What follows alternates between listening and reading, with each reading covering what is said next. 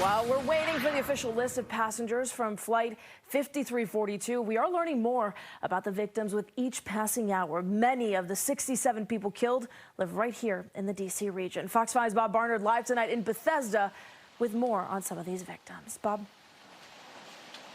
Hey there, Marina. We are outside a hotel here in Bethesda that is serving as a command center, if you will, for families. It's being run by American Airlines. We want to share with you, though, what we know about the D.C. area victims of this terrible crash, American Eagle Flight 5342, based on various sources. The Livingston sisters of Ashburn, Virginia, had their own Instagram account, posting videos of their favorite pastime.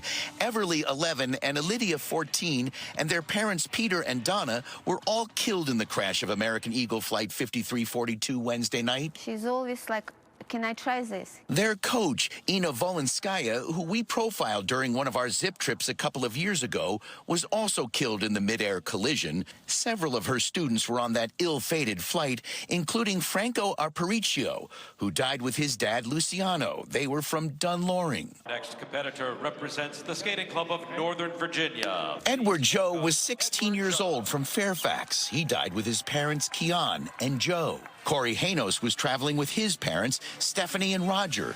They lived in Annandale. Skater Brielle Beyer and her mom, Justina, were from Aldi. And 12-year-old Olivia Eve Terre and her mom, Alicia, lost their lives Wednesday night. They were from Prince George's County. Also killed flying home together from a duck hunting trip to Kansas were 7 friends from Southern Maryland, some of them members of a local steamfitters union. They were Jesse Pitcher, Tommy Claggett, Mikey Stovall, John Boyd, Steve Johnson, Charlie McDaniel, and Alex Huffman. Kia Duggins of Silver Spring was a civil rights attorney, a graduate of Harvard Law, a soon-to-be law professor at Howard University. On the Army Black Hawk helicopter was a crew based at Fort Belvoir. The pilot was Chief Warrant Officer Andrew Eves, a patriotic man according to his family, and Crew Chief Ryan O'Hara, who leaves behind a wife and a 1-year-old son. Healthcare consultant Asri Hussein was coming home from a business trip, had just texted her husband, who was waiting at the airport, that her flight was about to land. Vikesh Patel was from the D.C. area, worked for GE Aerospace, and attorneys Elizabeth Keys and Sarah Best were on their way home to D.C. from a deposition, their firm calling them cherished members, adding they are all heartbroken by this terrible tragedy. Elizabeth Keys died on her birthday. More names of the victims are to come. We'll share them with you when they are confirmed. Guys.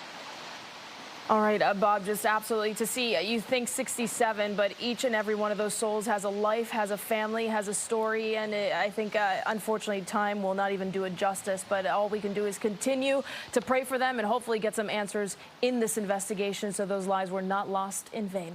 We appreciate that reporting. Thank you, Bob.